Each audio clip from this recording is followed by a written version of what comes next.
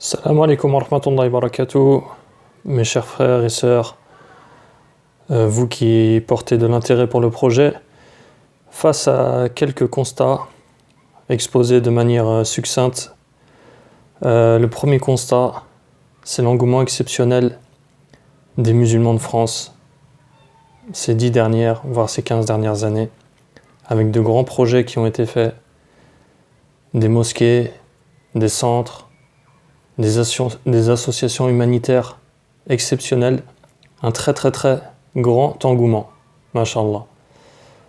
Un nombre de musulmans conséquent et croissant en France.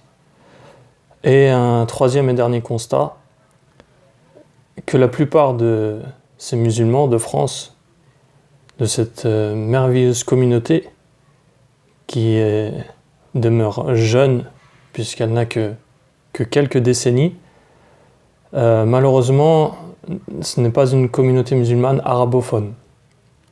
Mais cela ne lui enlève aucun mérite, puisqu'elle reste une communauté magnifique. Elle l'a prouvé, particulièrement ces dernières années. Et c'est pour cela que nous avons eu cette idée d'en offrir plus à cette communauté magnifique, puisque les décennies qui s'annoncent, les décennies qui sont amenées à venir par la suite s'annoncent tout aussi riches en activités et en intérêts de la part de la communauté islamique. C'est pourquoi nous avons eu l'idée d'instituer ce grand projet qui est le projet de la création d'une fondation pour la traduction du patrimoine islamique en langue française. Et je rajouterai un autre constat, qui est un constat extérieur, qui est que le fait que l'État français, la France, qui est un pays laïque, ne déploiera donc pas des efforts dans ce sens pour servir la religion, bien entendu. Donc c'est à nous de le faire, et c'est à nous de prendre cette initiative.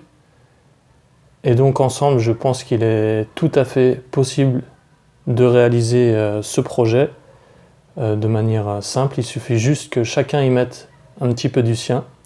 Et bi'idhnillahi ta'ala, cette chose sera envisageable. Également, une autre chose que j'ajouterais, c'est le fait que certains pays musulmans auraient la possibilité d'instituer